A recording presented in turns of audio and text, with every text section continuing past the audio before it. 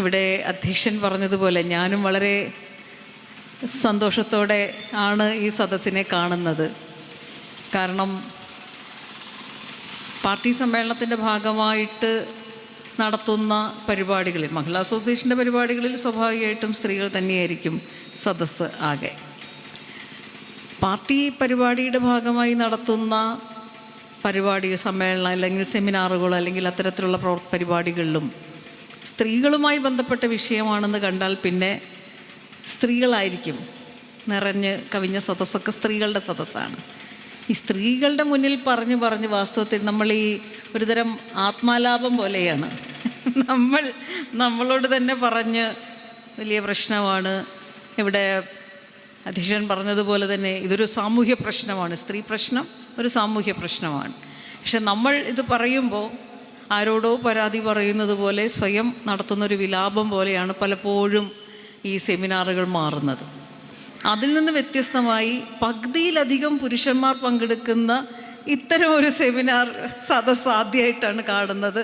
അതിന് നേതൃത്വം കൊടുത്ത ബേഡകം ഏരിയ കമ്മിറ്റി, ഏരിയ സെക്രട്ടറിയെയും ഏരിയ കമ്മിറ്റിയെയും അഭിനന്ദിക്കുകയാണ്. 24ാം പാർട്ടി കോൺഗ്രസിൻ്റെ ഭാഗമായി കേരളത്തിലെ എല്ലാ ജില്ലകളിലും ജില്ലാ സമ്മേളനം, ഞാൻ തിരുവനന്തപുരത്തു നിന്നാണ് വരുന്നത്, ഞങ്ങളുടെ സമ്മേളനം ഭംഗിയായിട്ട് കഴിഞ്ഞു. മറ്റ് ജില്ലകളിലും സമ്മേളനങ്ങൾ ഇങ്ങനെ പൂർത്തീകരിച്ച് വരികയാണ്. നമ്മുടെ സമ്മേളനവുമായി ബന്ധപ്പെട്ട് സ്ത്രീകളുമായി ബന്ധപ്പെട്ട ചർച്ച, സ്ത്രീകൾ എന്നുള്ള നിലയിൽ മാത്രമല്ല, ലിംഗനീതിയുമായി ബന്ധപ്പെട്ട, ലിംഗതുല്യതയുമായി ബന്ധപ്പെട്ട അത്തരത്തിൽ നമ്മുടെ സമൂഹത്തിൽ നിലനിൽക്കുന്ന, കേരളത്തിൽ എന്നല്ല ഇന്ത്യയിൽ, രാജ്യത്ത്, ലോകത്ത് ഒക്കെ നിലനിൽക്കുന്ന സാമൂഹ്യ അസമത്വത്തെക്കുറിച്ചിട്ടുള്ള ചർച്ചയിൽ എപ്പോഴും ഈ ലിംഗനീതിയുടെ പ്രശ്നം കടന്നു വരാറുണ്ട്. എന്തുകൊണ്ടാണ് അങ്ങനൊരു വിഷയം നമ്മൾ എടുക്കുന്നത് എന്ന് ചോദിച്ചാൽ, സമ്മേളനമല്ലേ, എല്ലാ മേഖലയെക്കുറിച്ചും ഒരു ചർച്ച, ഒരു സെമിനാർ ഇരിക്കട്ടെ, എന്നാൽ പിന്നെ സ്ത്രീകൾക്കും ഇരിക്കട്ടെ ഒരു സെമിനാർ എന്ന നിലയിലല്ല. മറിച്ച് ഏറ്റവും ശക്തമായ ഭാഷയിൽ സ്ത്രീ പ്രശ്നത്തെക്കുറിച്ച് പറഞ്ഞിട്ടുള്ളത് മാർക്സിസ്റ്റ് ചിന്തകരും മാർക്സിസ്റ്റ് ആചാര്യന്മാരും തന്നെയാണ്. സ്ത്രീകളെ കൂടാതെ ഒരു ബഹുജന പ്രസ്ഥാനവും സാധ്യമല്ല എന്ന് പറഞ്ഞത് സഖാവ് ലെനിനാണ്. എന്തുകൊണ്ടാണ് ഇങ്ങനെ പറയുന്നത് എന്ന് ചോദിച്ചാൽ, ബഹുജനങ്ങളെ അണിനിരത്തി വിപ്ലവം നടത്താൻ പ്രവർത്തിക്കുന്ന കമ്മ്യൂണിസ്റ്റുകാർക്ക് സമൂഹത്തിൻ്റെ പകുതിയിലധികം വരുന്ന സ്ത്രീകളെ മാറ്റി നിർത്തിക്കൊണ്ട് എങ്ങനെയാണ് ഒരു സാമൂഹ്യ മാറ്റം നടത്താൻ കഴിയുക? അതുകൊണ്ട് തന്നെ സ്ത്രീകളെ കൂടാതെ ഒരു ബഹുജന പ്രസ്ഥാനവും സാധ്യമല്ല എന്ന തിരിച്ചറിവും, സ്ത്രീ പ്രശ്നം ഒരു സാമൂഹ്യ പ്രശ്നം തന്നെയാണ് എന്ന രാഷ്ട്രീയ ബോധവും ഈ വിഷയം കൂടുതൽ ആഴത്തിൽ ചർച്ച ചെയ്യാനും കൂടുതൽ സമൂഹത്തിലേക്ക് അതിനെ സംബന്ധിച്ചിട്ടുള്ള ചർച്ചകൾ വ്യാപിപ്പിക്കാനും നമ്മൾ പ്രതിജ്ഞാബദ്ധരാണ്. ഇന്നത്തെ നമ്മുടെ സെമിനാറിൻ്റെ വിഷയം എന്ന് പറയുന്നത് ലിംഗനീതിയുടെ മാനങ്ങളാണ്. ഇതിനെ സംബന്ധിച്ച് കുറച്ച് കാര്യങ്ങൾ മാത്രമാണ് ഞാൻ പറയാൻ ആഗ്രഹിക്കുന്നത്. ഡോക്ടർ മുസ്തഫയും ഞാൻ നേരത്തെ സോനയെ അഭിസംബോധന ചെയ്യാൻ മറന്നുപോയി. പ്രിയങ്കരിയായിട്ടുള്ള പ്രൊഫസർ സോനയും ഒക്കെ ഇവിടെയുണ്ട്. അവരും കൂടി സംസാരിക്കുമ്പോഴാണ് ഈ സെമിനാർ പൂർത്തിയാവുന്നത്. ലിംഗനീതി എന്ന ഒരു പ്രയോഗം തന്നെ, അതിൻ്റെ ആ ഒരു വിഷയം അല്ലെങ്കിൽ ആ ഒരു വാക്കിൻ്റെ അർത്ഥം എന്ന് പറയുന്നത് എല്ലാ ലിംഗവിഭാഗങ്ങൾക്കും നീതി ഉറപ്പാക്കുക എന്നുള്ളതാണ്. ലിംഗനീതിയെക്കുറിച്ചിട്ടുള്ള ചർച്ചയിൽ വരാറുള്ള മറ്റൊരു പദപ്രയോഗമാണ് ലിംഗതുല്യത. അപ്പം ലിംഗതുല്യതയാണോ വേണ്ടത്, ലിംഗനീതിയാണോ വേണ്ടത്, ഇങ്ങനെയൊക്കെയുള്ള ഒരുപാട് ചർച്ചകൾ ഈ സ്ത്രീ വിമോചനവുമായി ബന്ധപ്പെട്ട ചർച്ചകളിലൊക്കെ വരാറുണ്ട്. ലിംഗതുല്യത എന്ന് പറഞ്ഞാൽ ആണും പെണ്ണും ട്രാൻസ്ജെൻഡേഴ്സ് അടക്കമുള്ള എല്ലാ ലിംഗവിഭാഗങ്ങൾക്കും സമൂഹത്തിൽ എല്ലാ അധികാരങ്ങളും അവകാശങ്ങളും അവസരങ്ങളും തുല്യമായി അനുഭവിക്കാൻ കഴിയുക എന്നുള്ളതാണ്. അങ്ങനെ തുല്യമായി എല്ലാം അനുഭവിക്കാൻ കഴിയണമെങ്കിൽ, പുരുഷന് കിട്ടുന്ന എല്ലാ അവസരങ്ങളും സ്ത്രീകൾക്കും കിട്ടുമെങ്കിൽ, പുരുഷന് കിട്ടുന്ന എല്ലാ അധികാരവും അല്ലെങ്കിൽ അത്തരത്തിലുള്ള എല്ലാ ഇടങ്ങളും സ്ത്രീകൾക്കും സ്വന്തമാക്കാൻ കഴിയുമെങ്കിൽ, സ്ത്രീകൾക്കുള്ളത് പോലും നിഷേധിക്കപ്പെടുന്ന ട്രാൻസ്ജെൻഡേഴ്സിന് മറ്റു എല്ലാ വിഭാഗങ്ങളും അനുഭവിക്കുന്നത് പോലുള്ള അവസരങ്ങളും അധികാരവും കിട്ടുമെങ്കിൽ നമുക്ക് പറയാം അത് ലിംഗതുല്യതയാണ് എന്ന് പറയാം. ആ ലിംഗതുല്യതയിലേക്ക് പോകണമെങ്കിൽ ആദ്യം നമ്മൾ ഉറപ്പാക്കേണ്ടത് ലിംഗനീതിയാണ്. ലിംഗനീതി ചർച്ച ചെയ്യുമ്പോൾ എവിടെയൊക്കെയാണ് അസമത്വം നിലനിൽക്കുന്നത്, ആ അസമത്വം അവസാനിപ്പിച്ചുകൊണ്ട് അവിടെ നീതി ഉറപ്പാക്കുക എന്നതാണ് ഏറ്റവും പ്രധാനം. അധികാരത്തിലെ അസമത്വത്തെക്കുറിച്ച് നമുക്കറിയാം.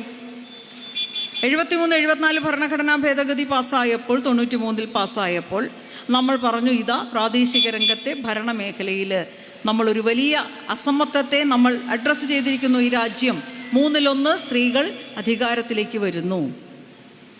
അപ്പോഴും നാം ചർച്ച ചെയ്തൊരു കാര്യമുണ്ട്. 1/3 എന്തുകൊണ്ട്? ജനസംഖ്യയിൽ പകുതിയിൽ സ്ത്രീകളാണെങ്കിൽ പകുതി അധികാരം സ്ത്രീകൾക്ക് വേണം. 2010 കേരളം, നമ്മുടെ സംസ്ഥാനം, 50% സംവരണം സ്ത്രീകൾക്ക് പ്രാദേശിക രംഗത്ത് ഉറപ്പുവരുത്തുന്നു.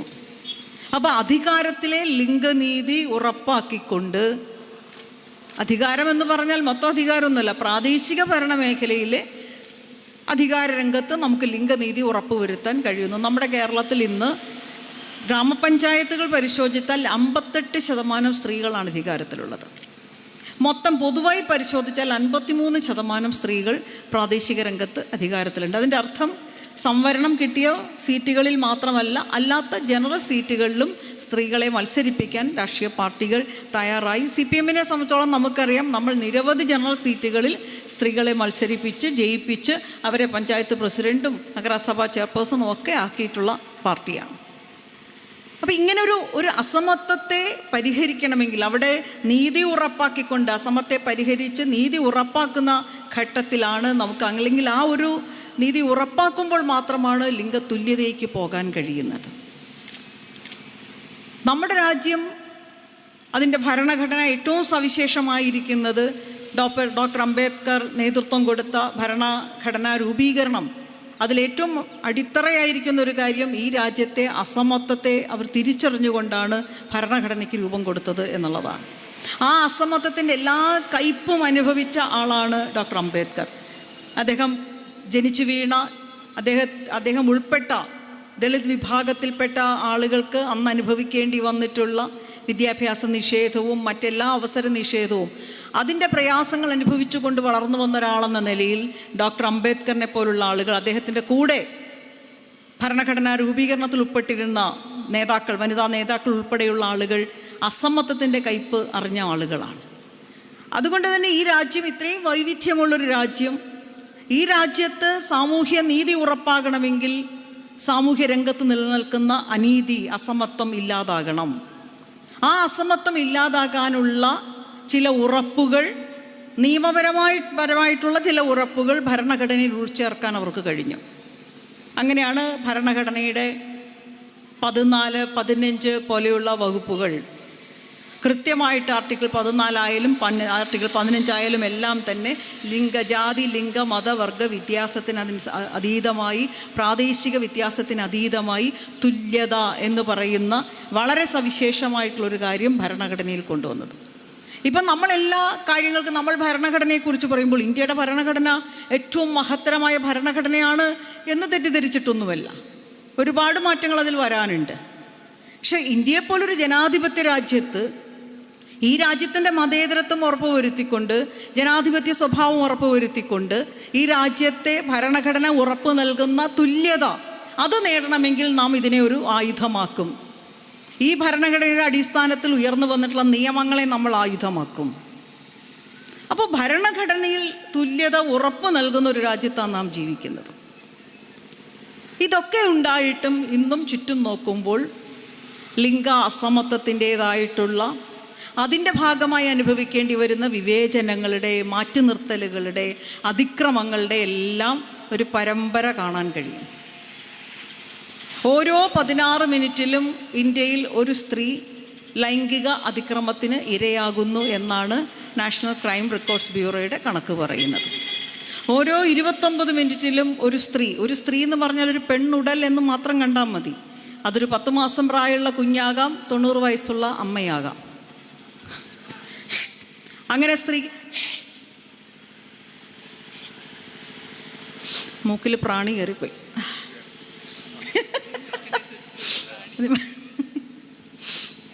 ഹരിത കേരള മിഷൻ ആയതുകൊണ്ട് ഭയങ്കര സ്നേഹ പ്രാണിക്ക്. ഒരു സ്ത്രീ ബലാത്സംഗത്തിന് ഇരയാകുന്നു.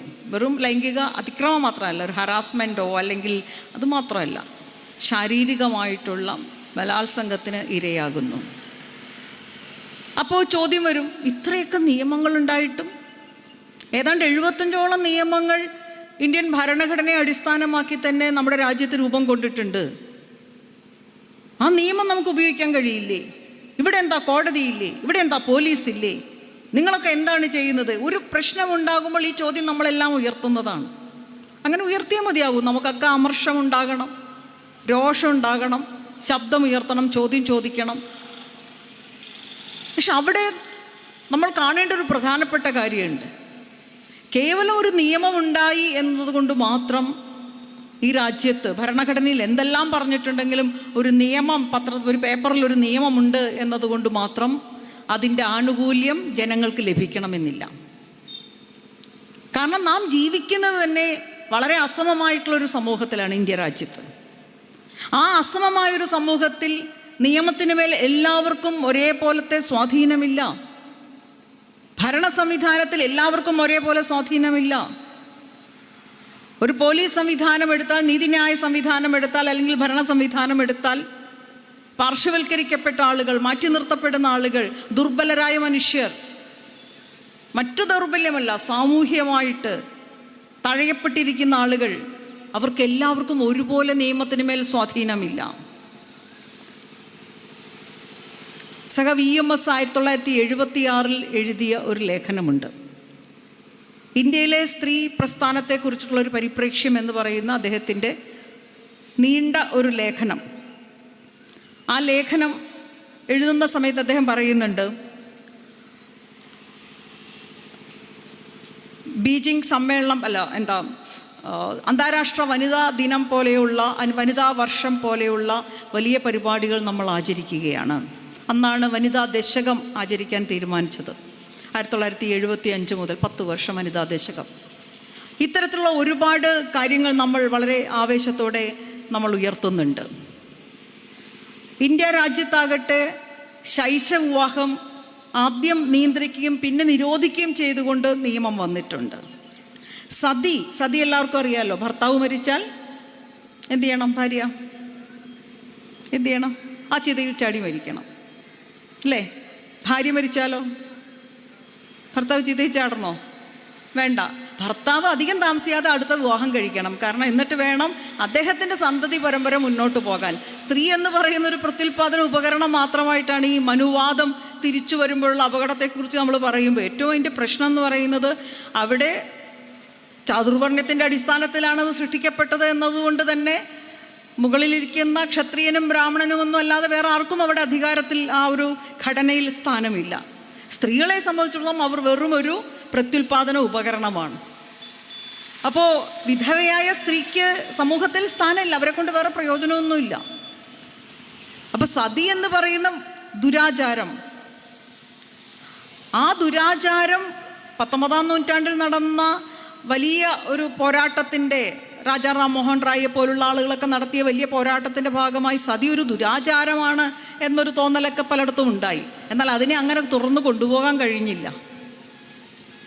സംഘപരിവാർ മുന്നോട്ട് വയ്ക്കുന്ന വളരെ പിന്തിരിപ്പൻ ആശയങ്ങളുടെ, വളരെ യാഥാസ്ഥിതിക ചിന്തകളുടെയൊക്കെ ഭാഗമായിട്ട് സതിയെ ഒരു മഹത്തരമായ ആചാരമായി കൊണ്ടു നടക്കുന്ന ആളുകൾ 20-ാം നൂറ്റാണ്ടിൽ ഉണ്ട് എന്നുള്ളത് കൊണ്ടാണ് EMS പറയുന്നത് സതി എന്നേ നമ്മൾ അവസാനിപ്പിച്ച ഒരു ദുരാചാരമാണ്. സതിക്ക് വേണ്ടി ആ ക്ഷേത്രങ്ങൾ പണിയുന്നില്ലേ? സ്ത്രീധനം ദുരാചാരമാണെന്ന കാര്യത്തിൽ ആർക്കും സംശയമില്ല. സ്ത്രീധനം നിരോധന നിയമം വന്നത് 1961-ലാണ്. അതിനുശേഷം അതിന് ഭേദഗതിയും വന്നു, കൂടുതൽ ശക്തമാക്കി.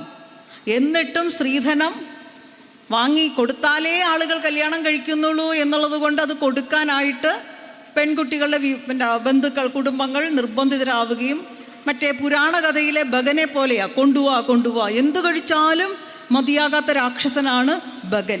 അവസാനം ഭീമനാണ് ബഗനെ വകവരുത്തുന്നത്. അത്തരത്തിലുള്ള ബഗൻ്റെ ആളുകളായി മാറുകയാണ് നമ്മുടെ പയ്യന്മാരുടെ കുടുംബക്കാർ. എത്ര കിട്ടിയാലും മതിയാകാത്ത തരത്തിൽ. സ്ത്രീധനം എന്ന് പറയുന്നൊരു ഒറ്റത്തവണ തീർപ്പാക്കലല്ല. സ്ത്രീധനം എന്ന് പറയുന്നത് ജീവിതകാലം മുഴുവൻ കൊടുത്തുകൊണ്ടേയിരിക്കുന്ന ഒരു കടം വീട്ടൽ പോലെയാണ്. ചോദിക്കുന്നത് കേട്ടാൽ തോന്നും അവരുടെ വീട്ടിൽ നിന്ന് എന്തോ ഇങ്ങോട്ട് വാങ്ങിച്ചുകൊണ്ട് വന്നിട്ടുണ്ടെന്ന്. 2 കുട്ടികളായി കുട്ടികളെ കല്യാണം കഴിപ്പിക്കാറായ ഘട്ടത്തിൽ പോലും വീട്ടിൽ നിന്ന് സ്വത്ത് കൊണ്ടുവന്നില്ല എന്നതിൻ്റെ പേരിൽ അതിഭീകരമായി മർദ്ദിച്ച ഒരു സ്ത്രീയുടെ പ്രശ്നം കഴിഞ്ഞ ദിവസം ഞങ്ങളുടെ മുന്നിൽ വന്നു. മക്കൾ കല്യാണം കഴിക്കാറായി. അപ്പം സ്ത്രീധന നിരോധനത്തെക്കുറിച്ച് EMS പറയുന്നു, ആ ദുരാചാരം നമ്മൾ 1961 നിയമം മൂലം നിരോധിക്കപ്പെട്ടതല്ലേ. പക്ഷെ ഇപ്പോഴും എന്തുകൊണ്ട് ശൈശവവിവാഹം, 1976 ചോദിക്കുന്നത്, ഇപ്പോഴും എന്തുകൊണ്ട് ശൈശവവിവാഹം നടക്കുന്നു? ഇപ്പോഴും എന്തുകൊണ്ട് സതി ആഘോഷിക്കപ്പെടുന്നു? EMS ഇത് എഴുതിയതിന് ശേഷമാണ് 1983 പറ്റാണ് രൂപ് കൻവാർ എന്ന് പറയുന്ന പെൺകുട്ടി ചിതയിലേക്ക് വലിച്ചെറിഞ്ഞ് അവളെ കുത്തി ആ ചിതയിലിട്ട് ജീവനോടെ അവളെ ദഹിപ്പിച്ചത്. അപ്പൊ എന്തുകൊണ്ടാണ് സതി ഇപ്പോഴും നടക്കുന്നത്? സ്ത്രീധന നിരോധനം നിയമം നടപ്പാക്കിയിട്ടും എന്തുകൊണ്ടാണ് സ്ത്രീധനം കൊടുക്കുകയും വാങ്ങുകയും ചെയ്തുകൊണ്ടിരിക്കുന്നത്? അതിന് EMS പറയുന്നൊരു മറുപടി. അദ്ദേഹം പറയുന്നത് നിയമം ഉണ്ടായതുകൊണ്ട് കാര്യമില്ല, 2 കാര്യങ്ങൾ അതിൻ്റെ ഭാഗമായിട്ടുണ്ടാവണം. ഒന്ന്, ആ നിയമം നടപ്പാക്കാനുള്ളതാണ് എന്ന ബോധത്തോടുകൂടി, ആ നിയമം എല്ലാവർക്കും ഒരുപോലെ പ്രയോജനപ്പെടേണ്ടതാണ് എന്ന ബോധത്തോടുകൂടി നിയമത്തെ നടപ്പാക്കാനുള്ള ഭരണകൂടത്തിൻ്റെ ഇച്ഛാശക്തി പ്രധാനമാണ്. വളരെ ഇച്ഛാശക്തിയോടെ ഇടപെടുന്നവരായി പ്രവർത്തിക്കുന്നവരായി ഭരണകൂടം വരണം. അങ്ങനെയാണെങ്കിൽ ആ ഭരണകൂടം എല്ലാവരെയും ഒരുപോലെ കാണുന്നതായിരിക്കണം. ഭരണകൂടം എന്ന് പറഞ്ഞാൽ നമുക്കറിയാം, അത് ഭരണം നടത്തുന്നവർ മാത്രമല്ല, പോലീസ്, നീതിന്യായ സംവിധാനം എല്ലാം കൂടി ചേരുന്നതാണ്. ആ എല്ലാ സംവിധാനങ്ങൾക്കും തോന്നണം ഈ നിയമം എല്ലാവർക്കും കൂടി വേണ്ടിയുള്ളതാണ്. രണ്ടാമത്തെ കാര്യം EMS പറഞ്ഞത്, ഇങ്ങനെ ഉണ്ടാക്കിയ നിയമങ്ങൾ പോരാടാനുള്ള ആയുധമാണെന്ന് തിരിച്ചറിഞ്ഞുകൊണ്ട് അത് പ്രയോഗിക്കാൻ നാം തയ്യാറാകണം. എവിടെയൊക്കെ നീതി നിഷേധം ഉണ്ടാകുന്നോ അതിനെതിരെ ഇത്തരത്തിൽ ഈ ആയുധങ്ങൾ, നിയമത്തിൻ്റെതായ ആയുധങ്ങൾ ഉപയോഗിച്ചുകൊണ്ട് അതിനെതിരെ പോരാടാൻ നമുക്ക് കഴിയണം. ഇതിൻ്റെ അർത്ഥം എന്ന് പറയുന്നത്, ലിംഗനീതിക്ക് വേണ്ടിയുള്ള ചർച്ചയാകട്ടെ, അതിനു വേണ്ടിയിട്ടുള്ള പോരാട്ടമാകട്ടെ, തികച്ചും രാഷ്ട്രീയമാണ്. അത് ആർക്കു വേണ്ടിയാണ് നമ്മൾ ഈ പോരാടുന്നത് എന്ന് നമ്മൾ തിരിച്ചറിയുമ്പോൾ, ആരുടെ പക്ഷത്താണ് നമ്മൾ നിൽക്കുന്നത് എന്ന് തിരിച്ചറിയുമ്പോൾ അതിനൊരു വലിയ രാഷ്ട്രീയ മാനം വരികയാണ്. എന്തുകൊണ്ടാണ് ലിംഗ അസമത്വം? അതൊരു വലിയ ചർച്ചയാണ്. ലിംഗ അസമത്വം എങ്ങനെ ഉണ്ടായി? അത് സാമൂഹ്യ അസമത്വം എന്ന നിലയിൽ സാമ്പത്തിക അസമത്വമാകട്ടെ, ലിംഗ അസമത്വമാകട്ടെ, അതൊക്കെ എങ്ങനെ ഉണ്ടായി എന്നുള്ളതൊരു വലിയ ചർച്ചയാണ്. വലിയ ഒരു ചരിത്രം അതിൻ്റെ പിറകിലുണ്ട്. പക്ഷെ ചുരുക്കി പറഞ്ഞാൽ, എംഗൽസിൻ്റെ കുടുംബം, സ്വകാര്യ സ്വത്ത്, ഭരണകൂടം, അവയുടെ രൂപീകരണം എന്ന് പറയുന്ന ആ പുസ്തകത്തിൽ അദ്ദേഹം പറയുന്നുണ്ട്, സ്വകാര്യ സ്വത്തിൻ്റെ രൂപീകരണം കുടുംബത്തിൻ്റെ രൂപീകരണത്തിലേക്ക് നയിക്കുന്നു. കുടുംബം ഉണ്ടായതോടുകൂടി സ്വത്തിൻ്റെ കാവൽക്കാരിയായി സ്ത്രീ മാറുന്നു. സ്വത്തിൻ്റെ കാവൽക്കാരിയായി സ്ത്രീ മാറുമ്പോൾ ഈ സ്ത്രീ തൻ്റെ പൂർണ്ണ നിയന്ത്രണത്തിലാകണമെന്ന നിർബന്ധത്തിൻ്റെ ഭാഗമായി ഏകദാമ്പത്യം അവിടെ അടിച്ചേൽപ്പിക്കപ്പെടുന്നു. ഏകദാമ്പത്യവും കുടുംബവും എല്ലാം ഉണ്ടായി വന്നപ്പോൾ സ്ത്രീയുടെ ചരിത്രപരമായ വീട്ടടിമത്തം എന്ന് പറയുന്ന അധപ്പതനം ആരംഭിക്കുന്നു.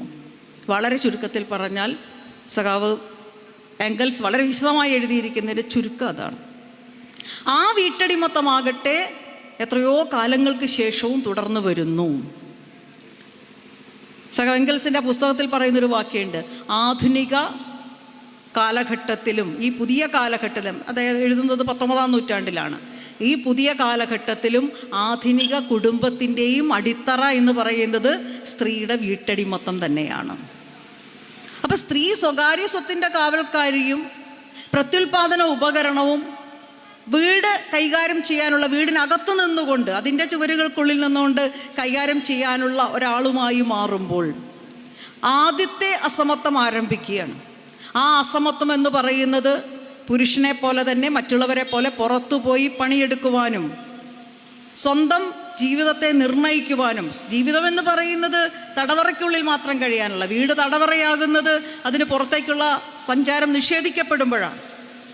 അങ്ങനെ വീടിനകത്ത് കഴിയാൻ മാത്രമുള്ളതല്ല സ്ത്രീയുടെ ജീവിതം, പുറത്തേക്ക് പോകണം. പക്ഷെ പുറത്തേക്ക് പോകുമ്പോൾ എംഗൽസ് തന്നെ പറയുന്നുണ്ട്, അവൾ തൊഴിലാളി എന്ന നിലയിൽ പുറത്തേക്ക് പോകുമ്പോൾ, അല്ലെങ്കിൽ അവൾ വീടിന് പുറത്തേക്ക് സഞ്ചരിക്കുമ്പോൾ വീടിന് പുറത്തെ കാര്യങ്ങൾ പൂർണ്ണമായി ചെയ്യാൻ കഴിയാതെ, കാരണം വീട്ടിലെ ഉത്തരവാദിത്തം കിടക്കുകയാണ്, വീടിന് പുറത്തെ കാര്യങ്ങൾ പൂർണ്ണമായി ചെയ്യാൻ കഴിയാതെ വരുന്നു. വീട്ടിലെ കാര്യങ്ങൾ പൂർണ്ണമായി ചെയ്യുമ്പോൾ പുറത്തെ കാര്യങ്ങൾ അതുപോലെ ഏറ്റെടുക്കാൻ പറ്റാതെ വരുന്നു. നമ്മൾ ഈ ഇരട്ടഭാരം എന്നൊക്കെ പറയുന്ന 21-ാം നൂറ്റാണ്ടിലും നമ്മൾ ഈ സംസാരിച്ചുകൊണ്ടിരിക്കുന്ന ഈ കാലഘട്ടത്തിലും ഏറ്റവും പ്രശ്നമായിട്ട് സ്ത്രീകൾ അനുഭവിക്കുന്നത് സ്ത്രീയെ ഒരു സ്വതന്ത്ര തൊഴിലാളിയായി കാണാൻ കഴിയുന്നില്ല, സ്ത്രീയെ ഒരു സ്വതന്ത്ര രാഷ്ട്രീയ പ്രവർത്തകയായി കാണാൻ കഴിയുന്നില്ല. കാരണം വീടിങ്ങനെ പുറകിൽ നിന്ന് വിളിച്ചുകൊണ്ടിരിക്കുകയാണ്. വീട് എന്ന് പറയുന്നൊരു ജനാധിപത്യ കേന്ദ്രമായി മാറണം. പാർട്ടി പറയുന്നുണ്ട് ജനകീയ ജനാധിപത്യ വിപ്ലവം നടന്നു കഴിഞ്ഞാൽ വീടിൻ്റെ സ്വഭാവം എന്തായിരിക്കും, ജനാധിപത്യവൽക്കരിക്കപ്പെട്ട വീട്. പക്ഷെ അതിനുവേണ്ടി കാത്തിരിക്കാനല്ല പാർട്ടി പറയുന്നത്, കുടുംബം ജനാധിപത്യവൽക്കരിക്കണം. ഇപ്പം സ്ത്രീയുടെ ലിംഗസമത്വത്തെക്കുറിച്ച് അല്ലെങ്കിൽ പൊതുവെ സമൂഹത്തിൽ ഉണ്ടാകേണ്ട ലിംഗസമത്വത്തെക്കുറിച്ച് പറയുമ്പോൾ ആ സമത്വം അനുഭവിക്കേണ്ട ഒരിടം വീടാണ്. നമുക്കവിടെ അനുഭവിക്കാൻ കഴിയണം. അപ്പോൾ നമ്മൾ പുറത്തിറങ്ങുന്നത് സ്വതന്ത്രയായ ഒരു തൊഴിലാളി എന്ന നിലയിൽ, സ്വതന്ത്രയായ ഒരു രാഷ്ട്രീയ പ്രവർത്തക, സ്വതന്ത്രയായ ഒരു സംഘടനാ പ്രവർത്തക, ഏത് റോളും പുരുഷനൊപ്പം തന്നെ പൂർണ്ണമായും ശ്രദ്ധ കേന്ദ്രീകരിച്ചുകൊണ്ട് നിറവേറ്റാൻ സ്ത്രീകൾക്ക് കഴിയും. എന്താണ് അതിനൊരു തടസ്സം എന്ന് ചോദിച്ചപ്പോൾ നിങ്ങൾക്ക് വിദ്യാഭ്യാസമില്ലേ? വിദ്യാഭ്യാസമുണ്ട് സ്ത്രീകൾക്ക് തൊഴിലവസരങ്ങൾ ഇപ്പോൾ ധാരാളമുണ്ട്, തൊഴിലവസരങ്ങളുണ്ട്. പക്ഷെ പലപ്പോഴും നമുക്കറിയാം സ്ത്രീകൾ അങ്ങനെ തൊഴിലെടുക്കാനോ അല്ലെങ്കിൽ വിദ്യാഭ്യാസത്തിനോ ഒന്നും, ഇപ്പോൾ കേരളത്തിലാണ് നമുക്ക് വിദ്യാഭ്യാസമുണ്ട്, പുറത്തിറങ്ങാനായിട്ട് വേറെ വലിയ നിയന്ത്രണങ്ങളൊന്നും ഇല്ല എന്നൊക്കെ പറയാൻ കഴിയുന്നത് കേരളത്തിലാണ്. മറ്റു പല സംസ്ഥാനങ്ങളുടെയും അവസ്ഥ എന്താ? പെൺകുട്ടികളുടെ വിദ്യാഭ്യാസത്തെക്കുറിച്ച് ചോദിക്കുമ്പോൾ വളരെ പിറകിലാണ്.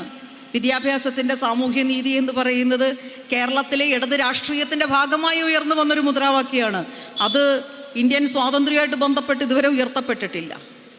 സ്വാതന്ത്ര്യാനന്തര ഇന്ത്യയിൽ വിദ്യാഭ്യാസത്തിൻ്റെ സാമൂഹ്യനീതി ചർച്ച ചെയ്യപ്പെട്ടിരുന്നെങ്കിൽ രാജസ്ഥാനിൽ ഈ അവസ്ഥ വരില്ല, ബീഹാറിൻ്റെ അവസ്ഥ ഇതായിരിക്കില്ല, മറ്റു പല സംസ്ഥാനങ്ങളുടെ അവസ്ഥ ഇതായിരിക്കില്ല. പക്ഷേ ഇപ്പോഴും വിദ്യാഭ്യാസത്തിൻ്റെ സാമൂഹ്യനീതിയുടെ രാഷ്ട്രീയം നമ്മളാണ് 57 മുതൽ ഭരണവുമായി ബന്ധപ്പെട്ട് കൈകാര്യം ചെയ്യുന്നത്, ഉയർത്തുന്നത് എന്നതുകൊണ്ടാണ് സ്ത്രീകൾക്ക് നല്ല വിദ്യാഭ്യാസം കിട്ടിയിട്ടുള്ളൊരു സമൂഹമാണ്.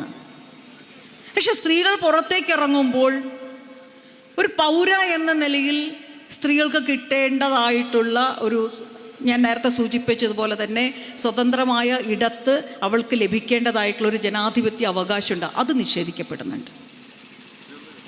സ്ത്രീകളുടെ ശരീരത്തിലേക്ക് നീളുന്ന ഓരോ ബലപ്രയോഗവും സ്ത്രീയുടെ ആത്മവിശ്വാസത്തെ തകർക്കുന്നതാണ്.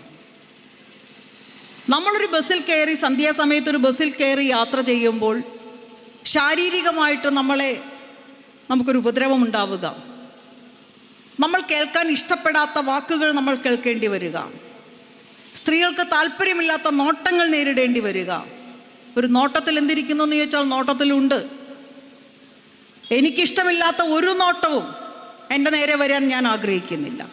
എനിക്കിഷ്ടമില്ലാത്ത ഒരു വാക്കും എൻ്റെ ശരീരത്തിൻ്റെ പേരിലോ എൻ്റെ പേരിലോ കേൾക്കാൻ ഞാൻ ആഗ്രഹിക്കുന്നില്ല. എൻ്റെ അനുവാദമില്ലാതെ ഒരു സ്പർശം പോലും എൻ്റെ ശരീരത്തിൽ വീഴാൻ ഞാൻ ആഗ്രഹിക്കുന്നില്ല. ഇത് പറയാൻ സ്ത്രീകൾക്ക് അവകാശമില്ലേ? പക്ഷെ പലപ്പോഴും നമ്മൾ യാത്ര ചെയ്യുമ്പോൾ എന്താ കാണുന്നത്? ഒരു പൗര എന്ന നിലയിൽ ആണും പെണ്ണും ട്രാൻസ്ജെൻഡേഴ്സും ഒരുപോലെ സ്വതന്ത്രമായി കഴിയുന്ന ഒരു ഇടമായിട്ട് നമ്മുടെ പൊതുവിടങ്ങൾ മാറുക എന്ന് പറയുന്നത് വളരെ പ്രധാനമാണ്. അതിക്രമങ്ങൾ, ബലപ്രയോഗം എന്ന് പറയുന്നത് ഒരു അധികാര സ്ഥാപനത്തിൻ്റെ കൂടി ഭാഗമാണ്. വളരെ അസമമായിട്ടുള്ളൊരു അധികാര ഘടന നമ്മുടെ രാജ്യത്ത് നിലനിൽക്കുന്നുണ്ട്. അത് വീടിനകത്തായാലും പുറത്തായാലും അസമമായൊരു അധികാര ഘടനയാണ്. സാമൂഹ്യ രംഗത്ത് നമ്മൾ പരിശോധിച്ച് നോക്കുമ്പോൾ ജാതി ശ്രേണിയിൽ അധിഷ്ഠിതമായിട്ടുള്ളൊരു സമൂഹം തന്നെയാണ് ഇന്നും രാജ്യത്ത്. നമ്മുടെ കേരളത്തിൽ അതിന് വലിയ ഇടർച്ചയുണ്ടായിട്ടുണ്ട്, തകർച്ചയുണ്ടായിട്ടുണ്ട്. അത് കമ്മ്യൂണിസ്റ്റ് പ്രസ്ഥാനത്തിൻ്റെ ഇടപെടലിൻ്റെ ഭാഗമായിട്ടാണ്, സമരങ്ങളുടെ ഭാഗമായിട്ടാണ്. നമ്മുടെ കർഷക സമരങ്ങൾ, ഇപ്പോൾ കാസർഗോഡും കണ്ണൂരൊന്നും വന്ന് കർഷക സമരങ്ങളെക്കുറിച്ച് പറയേണ്ട കാര്യമില്ല. കഴിഞ്ഞ കാല ചരിത്രം പരിശോധിച്ചാൽ ഓരോ കർഷക സമരം കൊണ്ടും ഇനിയും ചരിത്രത്തിൽ രേഖപ്പെടുത്താത്ത ഒരുപാട് ആളുകളുടെ ജീവത്യാഗം കൊണ്ടും രക്തസാക്ഷിത്വം കൊണ്ടും അവരുടെ ത്യാഗോജ്വലമായ ജീവിതം കൊണ്ടും അടയാളപ്പെടുത്തിയിട്ടുള്ള കർഷക സമരങ്ങളുടെ ജന്മിത്വത്തിനെതിരായിട്ടുള്ള ചെറുത്തുനിൽപ്പുകളുടെ ആകത്തുകയാണ് ഇന്ന് നമ്മൾ അനുഭവിക്കുന്ന ജനാധിപത്യം എന്ന് പറയുന്നത്. അപ്പം അത്തരത്തിൽ പോരാട്ടങ്ങളിലൂടെ കടന്നു വന്ന ഒരു സമൂഹം,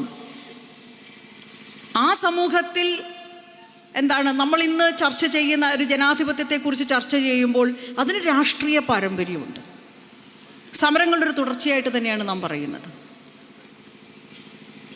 എന്നാൽ ഇന്ന് നമുക്കറിയാം, നമ്മൾ ഇത്തരം കാര്യങ്ങൾ ചർച്ച ചെയ്യുന്ന ഈ കാലഘട്ടത്തിൽ നമ്മുടെ രാജ്യത്തെ പല സംസ്ഥാനങ്ങളിലും ജാതി മേധാവിത്വത്തിൻ്റെതായിട്ടുള്ളൊരു ശ്രേണി നിലനിൽക്കുകയാണ്. ഭൂപരിഷ്കരണ നിയമം കൊണ്ടുവരികയും ജന്മിയുടെ ഭൂമിയിന്മേലുള്ള കേന്ദ്രീകരണത്തെ നമ്മൾ ഇല്ലാതാക്കുകയും തകർക്കുകയും ചെയ്തതോടുകൂടിയാണ് ജാതി മേധാവിത്വം തകർന്നത്. ജാതിയും ഭൂമിയും ബന്ധപ്പെട്ട് കിടക്കുന്നതാണ് ഭൂമിയിന്മേലുള്ള അധികാരവും. ആ ജാതി മേധാവിത്വത്തെ തകർക്കാൻ നമുക്ക് കഴിഞ്ഞു. പക്ഷെ ഇപ്പോഴും എന്താ, ഞാൻ രാജ്യസഭ MP ആയിരിക്കുന്ന സമയത്ത് മഹിളാ അസോസിയേഷൻ്റെ കൂടി ഭാഗമായി ബീഹാറിൽ ഒരു കൂട്ടബലാത്സംഗം നടന്ന സ്ഥലത്ത് ചെന്നപ്പോൾ, അത് പാട്നയിൽ നിന്ന് ഒരു 10-20 കിലോമീറ്റർ ദൂരം സഞ്ചരിച്ചാലുള്ള മുസഫർപൂർ എന്ന് പറയുന്നൊരു സ്ഥലത്താണ്. അവിടെ കൊല ചെയ്യപ്പെട്ടത്, കൂട്ടബലാത്സംഗത്തിനിരയായി കൊല ചെയ്യപ്പെട്ടത് മഹാദളിത് എന്ന് പറയുന്നൊരു വിഭാഗത്തിൽപ്പെട്ട സ്ത്രീയാണ്. അപ്പം അതിൻ്റെ വിശദാംശങ്ങളിലേക്ക് ഞാൻ പോവുമല്ല.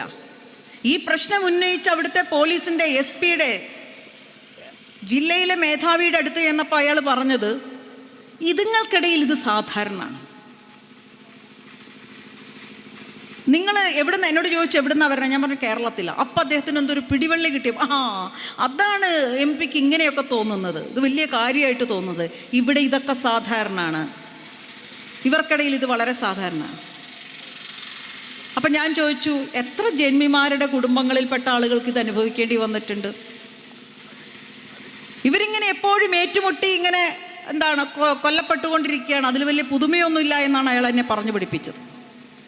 അപ്പം ഞാൻ ചോദിച്ചു, ജന്മിമാരുടെ കുടുംബത്തിൽപ്പെട്ട ആളുകൾക്ക് ഇത് സംഭവിക്കുന്നുണ്ടോ? അതില്ല. ഇപ്പം ദളിതുമല്ല, മഹാദളിത് അടക്കമുള്ള, നമുക്കറിയാം ഇന്ത്യയിൽ ഉപജാതികൾ എന്ന് പറയുന്ന 3000 ജാതികളും 25,000-ലധികം ഉപജാതികളുമുള്ള ഈ രാജ്യത്ത് എത്രയോ ഉപജാതികളിൽപ്പെട്ട ആളുകൾ ഈ ജാതി ശ്രേണിയുടെ ഏറ്റവും താഴെത്തട്ട് നിൽക്കുന്നു എന്നുള്ളത് കൊണ്ട് തന്നെ ഇന്ത്യയിലൊരു ഭരണഘടനയുണ്ട് എന്ന് പോലും അറിയാത്ത എത്രയോ ആളുകളുണ്ട്. അപ്പം അവിടെയെല്ലാം ഈ ജാതി നിലനിൽക്കുകയാണ്. ജാതിയും ജന്മിത്വവും ഇതിൻ്റെ കേന്ദ്രീകരണവും അതിൻ്റെ ഭാഗമായിട്ട് സംരക്ഷിക്കപ്പെട്ടു വന്നിട്ടുള്ള പുരുഷാധിപത്യ മൂല്യങ്ങളും അത് കുടുംബത്തെ നിയന്ത്രിക്കും. അത് നമ്മുടെ ചടങ്ങുകളെ, കുടുംബവുമായി ബന്ധപ്പെട്ട എല്ലാ ചടങ്ങുകൾ അനുഷ്ഠാനങ്ങളെ നിയന്ത്രിക്കുന്നുണ്ട്, നമ്മുടെ സാമൂഹ്യ ജീവിതത്തെ നിയന്ത്രിക്കും. പിന്നെ നമ്മുടെ മനസ്സിനെ എല്ലാം തന്നെ രൂപപ്പെടുത്തി വെച്ചിട്ടുള്ളത് അത്തരത്തിലുള്ള മൂല്യബോധമാണ്. ഇതിനെതിരെ പോരാടാതെ എത്ര നിയമമുണ്ട് എന്ന് പറഞ്ഞിട്ടും കാര്യമില്ല. പലപ്പോഴും നിയമമുണ്ടെങ്കിൽ പോലും അതിനെ പുച്ഛിച്ച് തള്ളിക്കൊണ്ട് ഇതൊക്കെയാണ് നാട്ടുനടപ്പ് എന്ന് പറയുന്നതാണ് നമുക്ക് പൊതുവെ കാണാൻ കഴിയുന്നത്. നമ്മുടെ വിവാഹങ്ങൾ എടുത്തു നോക്കുക, നമ്മുടെ ചടങ്ങുകൾ, പ്രത്യേകിച്ച് വീടിനകത്തേക്ക് വീടിനോട് ചേരുന്തോറും അടുക്കും തോറുമാണ് ഇത്തരത്തിലുള്ള അനാചാരങ്ങൾ കൂടുതൽ ശക്തിപ്പെട്ടു വരുന്നത്, അല്ലെങ്കിൽ പുതിയ തരത്തിലുള്ള അനാചാരങ്ങൾ രൂപപ്പെട്ടു വരുന്നത്. ഇത് പെട്ടെന്നൊരു ദിവസം വരുന്നതല്ല. നമ്മുടെ രാജ്യത്തെയും നമ്മുടെ സമൂഹത്തിൽ, കേരളമടക്കം, വലതുപക്ഷവൽക്കരണത്തിൻ്റെ തീവ്രതയുമായി ബന്ധപ്പെട്ട് തന്നെയാണ് ഇത് കിടക്കുന്നത്. മനുവാദത്തെ തിരിച്ചു കൊണ്ടുവരാൻ ശ്രമിക്കുന്നത്, 2000-ന് മുമ്പ് എഴുതപ്പെട്ടു എന്ന് കരുതുന്ന സ്മൃതി എന്ന് പറഞ്ഞാൽ റൂൾസ് ആൻഡ് റെഗുലേഷൻസ് ആണ്. പഞ്ചായത്ത് രാജ്, മുനിസിപ്പൽ രാജ് എന്നൊക്കെ പറയുന്നത് പോലെ, മുനിസിപ്പൽ ആക്ട് എന്നൊക്കെ പറയുന്നത് പോലെ ആ കാലഘട്ടത്തിൽ സമൂഹത്തെ നിയന്ത്രിക്കാൻ, അല്ലെങ്കിൽ സമൂഹത്തിൽ നിലനിന്നിരുന്ന കാര്യങ്ങളാണ് രചിക്കപ്പെട്ടത് എന്നാണ് പറയുന്നത് മനുസ്മൃതി. പക്ഷെ ആ മനുസ്മൃതി എന്ന് പറയുന്നത് ബ്രാഹ്മണാധിപത്യത്തെ കെട്ടുറപ്പിക്കാൻ വേണ്ടിയുള്ള, അത് അടിച്ചുറപ്പിക്കാൻ വേണ്ടിയിട്ടുള്ള ഒരു കാര്യമാണ്. അത് തിരിച്ചു കൊണ്ടുവരാൻ ശ്രമിക്കുമ്പോൾ പുതിയൊരു കാലഘട്ടത്തിലും സ്വാതന്ത്ര്യാനന്തര കാലഘട്ടത്തിലും ഈ ഭരണഘടനയോ പുതിയ കാലമോ സംഭാവന ചെയ്യുന്ന ഒരു സ്വാതന്ത്ര്യവും അനുഭവിക്കാൻ പറ്റാത്തവരായി സ്ത്രീകൾ മാറുന്നു. മതമേധാവിത്വത്തിൻ്റെയും ജാതി മേധാവിത്വത്തിൻ്റെയും പുരുഷാധിപത്യ മൂല്യങ്ങളുടെയും വളരെ സങ്കീർണമായ ഒരു പിടിയിൽ തന്നെയാണ് സ്ത്രീകൾ അകപ്പെട്ടിരിക്കുന്നത്. അതിനെതിരായിട്ട് നമ്മൾ എന്തുകൊണ്ട് ജാതി മേധാവിത്വത്തിനെതിരായി പറയുന്നു, എന്തുകൊണ്ട് മതമൗലികവാദത്തിനെതിരായി പറയുന്നു? സ്ത്രീകളെ വിളിച്ചിരുത്തുന്ന സമയത്ത് നമ്മൾ അവരുടെ ദൈനംദിന പ്രശ്നം മാത്രമല്ല പറയുന്നു, അവരോട് പറയുന്നത് നമുക്ക് പോരാടണം. അത് പോരാടുമ്പോൾ നമ്മൾ ആർക്കെതിരെ പോരാടുന്നു എന്ന് ചോദിച്ചാൽ, നമ്മളെ ആരാണ് ഇനിയും നമ്മുടെ കാലുകളിൽ കൂടുതൽ ചങ്ങല കൊരുത്തിടുന്നത്, അവർക്കെതിരെയാണ് നാം പോരാടുന്നത്. നൂറ്റാണ്ടുകൾക്ക് പുറകിലേക്ക് നമ്മളെ തിരിച്ചു വിളിക്കുന്ന ആളുകൾക്കെതിരെ പോരാടുകയാണ്. എല്ലാ യാഥാസ്ഥിതിക്കെതിരായിട്ടുള്ള പോരാട്ടം തന്നെയാണ് ലിംഗാസമത്വത്തിനെതിരായിട്ടുള്ള പോരാട്ടം. കാരണം അത് കൂടുതൽ പ്രച്ഛന്ന വേഷത്തിൽ കൂടുതൽ അദൃശ്യമായിട്ടുള്ള കെണികളിലേക്ക് നമ്മളെ കൊണ്ടുവരികയാണ്. മറ്റൊന്ന്, ഞാൻ നേരത്തെ സൂചിപ്പിച്ചതുപോലെ നമ്മളെല്ലാം ഒരു സമൂഹത്തിൽ പിറന്നു വീഴുമ്പോൾ ചില വാർപ്പ് മാതൃകകളിലേക്കാണ് പിറന്നു വീഴുന്നത്. സ്റ്റീരിയോ ടൈപ്പ് എന്ന് പറയും. ഇപ്പോൾ വൈകുന്നേരത്തെ നമ്മുടെ സീരിയലുകൾ കണ്ടാൽ, എനിക്ക് പല സീരിയലിൻ്റെ പേര് അറിഞ്ഞുകൂടാ, കാരണം നമ്മളെത്തുമ്പോഴേക്കും സീരിയലിൻ്റെ സമയമൊക്കെ കഴിയുമല്ലോ, ന്യൂസൊക്കെ ആയോ സമയമാകുമ്പോഴേക്കും. പക്ഷേ ഇടയ്ക്കൊക്കെ കാണുന്നത് കണ്ടാൽ തന്നെ തോന്നും, ഞാൻ വിചാരിക്കും ഒരു മാറ്റവും വരുന്നില്ലല്ലോ, ഇപ്പോഴും അതേ വില്ലത്തി അമ്മായി അമ്മ, ഇപ്പോഴും അതേ ഒരു വില്ലത്തി ഒരു സൈഡിൽ, മറ്റേ നമ്മൾ ഈ ചവിട്ടി മെത്താന്നൊക്കെ വിളിക്കാം, നമ്മളെന്തായാലും പറയാം ചവിട്ടി, ആർക്ക് വേണമെങ്കിലും കാല് തൂത്ത് തുടയ്ക്കാവുന്ന തരത്തിലുള്ള, ചവിട്ടി തേക്കാവുന്ന തരത്തിലുള്ള, അയ്യോ ഞാനിങ്ങനൊരു പാവമാണ് എന്ന് വിളിച്ചു പറയുന്ന നന്മയുടെ പ്രതീകമായ നായിക ഒരു ഭാഗത്ത്, വില്ലത്തി ഒരു ഭാഗത്ത്, വില്ലൻ ഒരു ഭാഗത്ത്, നായകൻ ഒരു തരത്തിലൊരു കോമൺ സെൻസ് പോലും ഇല്ലാത്ത, ഒരു വക മനസ്സിലാകാത്തൊരു നായകനായിരിക്കും. കുറച്ചിങ്ങനെ മേക്കപ്പൊക്കെ ഇട്ടിങ്ങനെ ഒരു ആട്ടിക്കൊണ്ട് നടക്കുന്ന ഒരു നായകൻ. അടുക്കള, ബെഡ്റൂം, ഡ്രോയിങ് റൂം, വീട്ടുമുറ്റം, ഒരു കാറ്, ഈ ഉള്ളടങ്ങളിൽ നല്ലാതെ പുറത്തേക്ക് ഒരു കാറ്റ് കയറുന്ന ഒരു സ്ഥലത്തേക്കും നമ്മുടെ സീരിയലുകൾ നമ്മളെ കൊണ്ടുപോകുന്നില്ല. അവരൊക്കെ അടുക്കളയിൽ നിൽക്കുന്നത് കണ്ടാൽ നമ്മൾ കല്യാണത്തിന് പോലും ഇങ്ങനെ ഒരുങ്ങാറില്ല. മാച്ച് സാധനങ്ങളൊക്കെ ഇട്ട്, അത് പുരുഷന്മാരായാലും സ്ത്രീകളായാലും. ഇത്തരത്തിലുള്ളൊരു ലോകത്തെക്കുറിച്ച് നമ്മളോട് പറയുമ്പോൾ ഇതാണ് പ്രശ്നങ്ങൾ, ഇതാണ് കുടുംബം. അറിയാതെ തന്നെ ഇതിൻ്റെ മുന്നിൽ എത്രയോ ആളുകൾ ഇരിക്കുന്നുണ്ട്. ആണിങ്ങനെയായിരിക്കണം, പെണ്ണിനെയായിരിക്കും. ട്രാൻസ്ജെൻഡറിനെ കുറിച്ചൊന്നും ഒരു പരാമർശവും നമുക്കിങ്ങനെയുള്ള ഒരു സ്ഥലത്തും കാണാൻ കഴിയില്ല. കാരണം അതൊരു അപഭ്രംശമായിട്ട് കാണുന്നവരാണ് നമ്മുടെ ഇത്തരത്തിലുള്ള മെയിൻ സ്ട്രീം ആളുകളെല്ലാം. ആണിങ്ങനെയായിരിക്കണം, പെണ്ണിങ്ങനെയായിരിക്കണം എന്തെത്രയോ കാലങ്ങളായി പറഞ്ഞു വരുന്ന ആ വാർപ്പ് മാതൃകകളിലേക്ക് നമ്മൾ ജനിച്ചു വീഴുകയാണ്. പിന്നെ സമൂഹത്തെ തൃപ്തിപ്പെടുത്താൻ നമ്മൾ അങ്ങനെ ആയി മാറാൻ ശ്രമിക്കുകയാണ്. നമ്മൾ ലിംഗനീതിയെക്കുറിച്ച് ചർച്ച ചെയ്യുമ്പോൾ ഇവിടെ നേരത്തെ അധ്യക്ഷൻ പറഞ്ഞു, ലിംഗനീതി എന്ന് പറയുന്നത് ആണിനെയും പെണ്ണിനെയും ട്രാൻസ്ജെൻഡറിനെയും കുറിച്ചിട്ടുള്ളതാണ്. സ്ത്രീകൾക്ക് ലിംഗനീതി വേണ്ടത് പുരുഷന്മാരിൽ നിന്നല്ല, പുരുഷന് ലിംഗനീതി വേണ്ടത് സ്ത്രീകളിൽ നിന്നല്ല. ട്രാൻസ്ജെൻഡേഴ്സിന് നിലവിൽ പുരുഷന്മാരോ സ്ത്രീകളോ അല്ല, സമൂഹമാണ് നീതി നൽകേണ്ടത്. നമ്മളെപ്പോഴും ഉപയോഗിക്കുന്നൊരു പ്രയോഗമാണ് ആണത്തം. ആണത്തം ഭയങ്കര ഒരു കെണിയാണ്,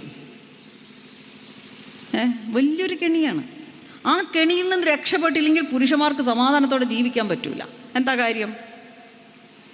ഒരു പാപിനെ തല്ലിക്കൊല്ലാൻ നിനക്ക് പറ്റൂല, പിന്നെ നീ എന്താണാണ്? നമുക്ക് ഏറ്റവും നമ്മൾ ഇഷ്ടപ്പെടുന്ന ഒരാൾ മരിച്ചപ്പോൾ നമ്മൾ കരഞ്ഞു, അല്ലെങ്കിൽ ഒരു സിനിമ കണ്ടപ്പോൾ നമ്മൾ കരഞ്ഞു, അല്ലെങ്കിൽ ഒരു മനസ്സിനെ നോവിക്കുന്നൊരു കാര്യം കണ്ടപ്പോൾ കരഞ്ഞു. അയ്യേ, നീ പെണ്ണിനെ പോലെ കരയുന്നോ? നീ ആണല്ലേ? എന്തുകൊണ്ടോ ശൗരി കണ്ണു നീരണിഞ്ഞു ധീരനായ, ഞങ്ങൾ 3 മലയാളംകാരാ, എന്തുകൊണ്ടോ ശൗരി കണ്ണു നീരണിഞ്ഞു ധീരനായ ചെന്താമരക്കണ്ണനുണ്ടോ കരഞ്ഞിട്ടുള്ളൂ. നാട്ടിലുള്ള ചെന്താമരക്കണ്ണന്മാർക്ക് ഒന്നും കരയാൻ പറ്റൂല, കാരണം കരഞ്ഞാൽ അവനാണല്ല. സ്ത്രീകൾക്ക് മാത്രമായിട്ട് ഒരു കണ്ണുനീർ ഗ്രന്ഥിയും ഉണ്ട് എന്ന് ഒരു ശാസ്ത്രജ്ഞൻ ഇതുവരെ പറഞ്ഞു, ഒരു ഡോക്ടർ ഇതുവരെ പറഞ്ഞിട്ടില്ല.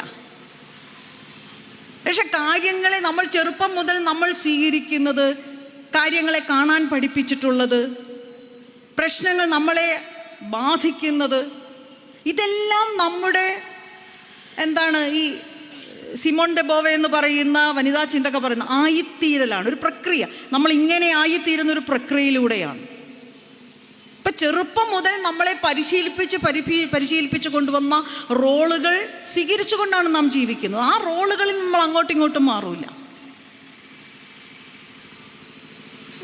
ഈ തിരുവനന്തപുരത്ത് മഹിളാ സമ്മേളനമൊക്കെ ജാഥയൊക്കെ നടക്കുമ്പോഴേ ഞങ്ങൾ പലപ്പോഴും പറയണം, മുന്നിൽ നിൽക്കുന്ന സഹാക്കളൊക്കെ മുഷ്ടി ഉയർത്തി സംസാരിക്കും. പലപ്പോഴും വരുന്ന സ്ത്രീകൾക്ക് നാണമാണ് മുഷ്ടി ഉയർത്താൻ. അപ്പം ഞങ്ങളൊരു മുദ്രാവാക്യം വിളിക്കും, അപ്പം ഇങ്ങനെയൊക്കെ വിളിക്കും, ഇങ്ങനെയൊക്കെ ഞങ്ങൾ വിളിച്ചോളാം, കൈ ഉയർത്താൻ. നമ്മുടെ ശരീരം ഈ സമൂഹം ഉണ്ടാക്കിയ ചില റോളുകളുടെ ഉള്ളിൽ തടവിൽ കിടക്കുകയാണ്. നമ്മളൊരു തടവുകാരിയാണ്. നമ്മുടെ മനസ്സ്, ശരീരം, അതാണും പെണ്ണും അങ്ങനെ തന്നെയാണ്. ട്രാൻസ്ജെൻഡേഴ്സിൻ്റെ കാര്യം പറയാനില്ല, കാരണം അവരെ എന്നേ നമ്മൾ അദൃശ്യരാക്കിയിട്ടുണ്ട്. അപ്പം ഇത്തരത്തിലുള്ള ഈ നമ്മൾ സാധാരണ ജെൻഡർ എന്ന് പറയുന്നത്, അല്ലെങ്കിൽ അതൊരു കൺസ്ട്രക്ഷൻ ആണെന്ന് പറയാറുണ്ട്, സാമൂഹ്യ നിർമ്മിതിയാണ്. ആണായിരിക്കുകയും പെണ്ണ് പെണ്ണായിരിക്കുകയും അല്ലെങ്കിൽ ട്രാൻസ്ജെൻഡർ ആയിരിക്കുകയും ചെയ്യുമ്പോൾ ഇന്നതൊക്കെയാണ് റോളുകൾ, അല്ലെങ്കിൽ ഇതാണ് അവരെക്കുറിച്ചിട്ടുള്ള സങ്കല്പം എന്ന് നമ്മളെ പറഞ്ഞു പഠിപ്പിച്ചു വെച്ചിട്ടുണ്ട്. ഇത് തകർത്തെറിയാതെ നമുക്ക് ലിംഗനീതി സാധ്യമല്ല. എല്ലാവർക്കും എല്ലാ അവകാശങ്ങളുമുണ്ട്. നമ്മളെടുക്കുന്ന ജീവശാസ്ത്ര റോളുകൾ വ്യത്യസ്തമായിരിക്കാം. പുരുഷന്മാർ പ്രസവിക്കില്ല, സ്ത്രീകൾ പ്രസവിക്കും. സ്വാഭാവികമായിട്ടും ജീവശാസ്ത്ര ധർമ്മങ്ങൾ, ബയോളജിക്കൽ റോളുകൾ എന്ന് പറയുന്ന ജീവശാസ്ത്ര ധർമ്മങ്ങൾ വ്യത്യസ്തമാണ്.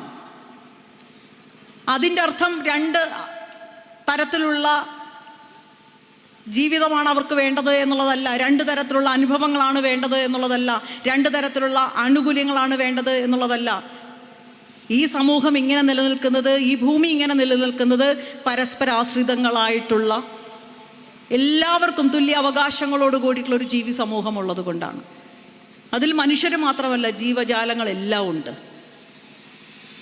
പ്രകൃതി സൃഷ്ടിച്ചിട്ടുള്ള ഈ തുല്യമായ ഒരു ലോകത്ത്, ഒരു ജീവലോകത്ത് അസമത്വം കൊണ്ടുവന്നത് മനുഷ്യരാണ്. അതുകൊണ്ടാണ് നമ്മൾ പറയുന്നത് സ്ത്രീ പ്രശ്നം ഒരു പ്രകൃതിയായുള്ള പ്രശ്നമല്ല. ഗോൾവാക്കറുടെ വിചാരധാര പറയുന്നുണ്ട്, ദളിതരെ സംബന്ധിച്ച് പറയുന്നുണ്ട്, ദളിതരും സ്ത്രീകളും ഒക്കെ അനുഭവിക്കുന്ന പ്രശ്നങ്ങൾ അത് പ്രകൃതിയുള്ളതാണെന്നും ദൈവസൃഷ്ടമാണെന്നും അതുകൊണ്ട് തന്നെ അത് മാറ്റാൻ കഴിയില്ല, പിന്നെ ഒരു അല്പം ആശ്വാസത്തിന് വേണ്ടിയുള്ള ചില കാര്യങ്ങൾ ചെയ്താൽ മതിയാകും എന്നാണ് ഗോൾവാക്കർ പറയുന്നത്. ഇതുതന്നെയാണ് സംഘപരിവാർ പ്രചരിപ്പിച്ചുകൊണ്ടിരിക്കുന്നത്. നമ്മൾ എന്തുകൊണ്ട് ഈ ലിംഗസമത്വത്തെക്കുറിച്ചുള്ള ചർച്ചയിൽ വർഗീയതയ്ക്കെതിരായിട്ടുള്ള നിലപാട് സ്വീകരിക്കുന്നു എന്ന് ചോദിച്ചാൽ, വർഗീയത നമുക്കറിയാം, മതത്തെ കൂട്ടുപിടിച്ചുകൊണ്ട് അവരുടെ രാഷ്ട്രീയ അധികാരം കൊയ്യാനുള്ള ശ്രമമാണ് നടക്കുന്നത്. അതിനുള്ളൊരു ഉപകരണം മാത്രമാണ് വർഗീയത. അവിടെ മതമൗലികവാദവുമായിട്ട് ചേരുമ്പോൾ, എല്ലാ മതങ്ങളും കർക്കശമാകാൻ തുടങ്ങുമ്പോൾ ആദ്യത്തെ ചങ്ങല വീഴുന്നത് സ്ത്രീയുടെ ജീവിതത്തിലാണ്. സ്ത്രീകൾക്ക് മേലാണ് ഒരുപാട് നിയന്ത്രണങ്ങൾ വരുന്നത്. ആ നിയന്ത്രണങ്ങൾ ഏതാണ്ട് നാട്ടുനടപ്പായി മാറിക്കഴിയുമ്പോൾ ആരും അതിനെ എതിർക്കില്ല. ഏറ്റവും ആധുനിക സമൂഹത്തിൽ പോലും എത്ര പിന്തിരിപ്പനായിട്ടുള്ള ചിന്തകളുണ്ടെന്ന് നമുക്ക് തിരിച്ചറിയാൻ കഴിഞ്ഞത് ശബരിമലയുമായി ബന്ധപ്പെട്ട് നടന്ന ആ സമരങ്ങളുടെ സമയത്താണ്. സ്ത്രീയുടെ ഏറ്റവും ജീവശാസ്ത്രപരമായ ധർമ്മത്തെപ്പോലും എത്ര അപഹാസ്യമായിട്ടാണ് ചർച്ച ചെയ്യപ്പെട്ടത്. ഈ നിലയിൽ ഒരു വലിയ വിഭാഗം സ്ത്രീകളെ തങ്ങളുടെ സ്വാധീനത്തിൽ, നിയന്ത്രണത്തിൽ കൊണ്ടുവരാൻ മറ്റൊരു ബലപ്രയോഗവും വേണ്ട. ഇതാണ് ആചാരം, ഇതാണ് അനുഷ്ഠാനം, ഇതാണ് വിശ്വാസം, ഇത് ലംഘിക്കാൻ പാടില്ല എന്ന് പറഞ്ഞാൽ വലിയൊരു വിഭാഗത്തെ തങ്ങളുടെ സ്വാധീനത്തിൽ കൊണ്ടുവരാം. അതുകൊണ്ടാണ് നമ്മൾ പറയുന്നത് ഈ ചർച്ചകളെല്ലാം, ലിംഗനീതിയെക്കുറിച്ച്, ലിംഗാസമത്വത്തെക്കുറിച്ച് ഉള്ള ചർച്ചകളെല്ലാം നമ്മൾ കുടുംബത്തിനകത്തും ചെയ്യണം. ഇല്ലെങ്കിൽ സഖാവ് ലെനിൻ പറഞ്ഞതുപോലെ വീടിനകത്തിരിക്കുന്ന ആളുകൾ പ്രതിവിപ്ലവകാരികളുടെ കയ്യിലെ ആയുധമായി മാറും. നമുക്കെതിരായിട്ടുള്ള ഒരുപാട് തന്ത്രങ്ങൾ മെനയപ്പെടുന്നത് വീടിനകത്ത്, മാധ്യമങ്ങളിൽ കൂടി, ദൃശ്യമാധ്യമങ്ങളിൽ കൂടിയുമെല്ലാം നടത്തുന്ന ഒരുപാട് കാര്യങ്ങളുണ്ട്. ഞാൻ അതിൻ്റെ വിശദാംശങ്ങളിലേക്ക് പോകില്ല. ഒരു കാര്യം കൂടി പറഞ്ഞ് ഞാൻ എൻ്റെ വർത്തമാനം അവസാനിപ്പിക്കാം.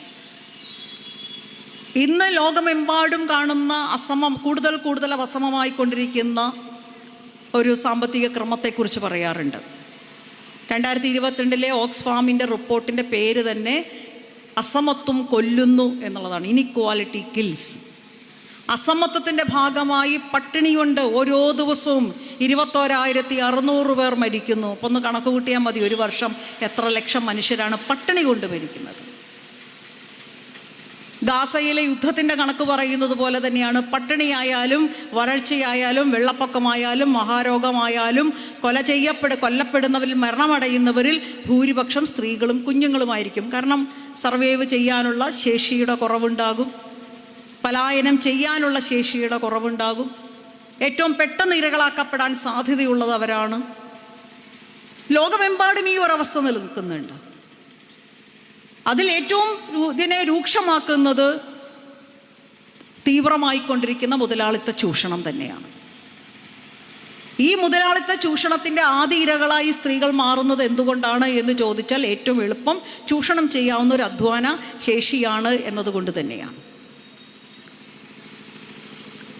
CPM-ൻ്റെ പാർട്ടി പരിപാടി പറയുന്നുണ്ട്, ആദ്യം ജോലിയിൽ നിന്ന് പിരിച്ചുവിടുന്നവരും അവസാനം മാത്രം ജോലി കിട്ടുന്നവരും ആദ്യം തന്നെ ജോലിയിൽ നിന്ന് പിരിച്ചുവിടുന്ന ഒരു പ്രശ്നമുണ്ട്. ഒരു പ്രതിസന്ധി ഉണ്ടായാൽ, പുരുഷന്മാരെല്ലാം രണ്ടാം ലോക മഹായുദ്ധകാലത്ത് യുദ്ധത്തിലേക്ക് പോയപ്പോൾ സ്ത്രീകളെ പെട്ടെന്ന് ജോലിക്ക് വെച്ചു.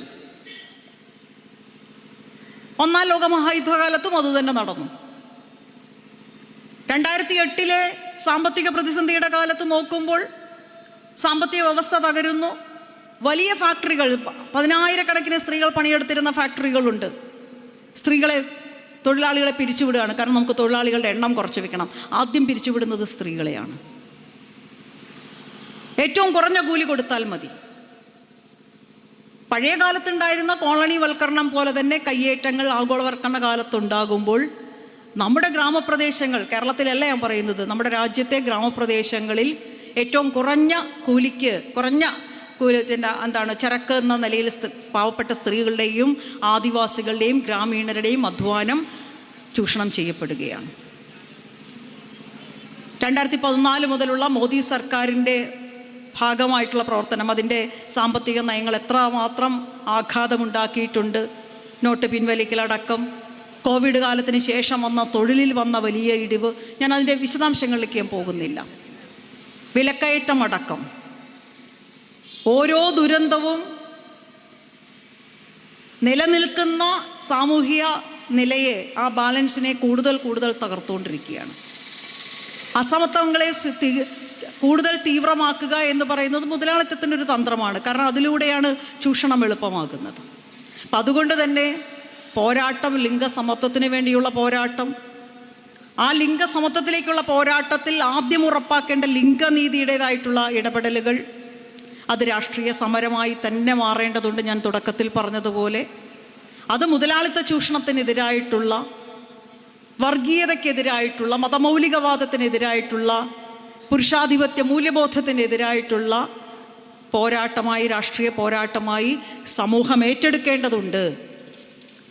ഒരു സാമൂഹ്യ പ്രശ്നം എന്ന നിലയിൽ ഈ പ്രശ്നങ്ങളെ കാണുമ്പോൾ തീർച്ചയായിട്ടും CPM എന്ന് പറയുന്ന രാഷ്ട്രീയ പ്രസ്ഥാനം സർക്കാരിൻ്റെ ഇടപെടലുകളുടെ, നമുക്കറിയാം ഈ സർക്കാർ ഏറ്റവും കൂടുതൽ സ്ത്രീകൾക്ക് ഫണ്ട് മാറ്റിവെച്ചത് ഈ സർക്കാരാണ്.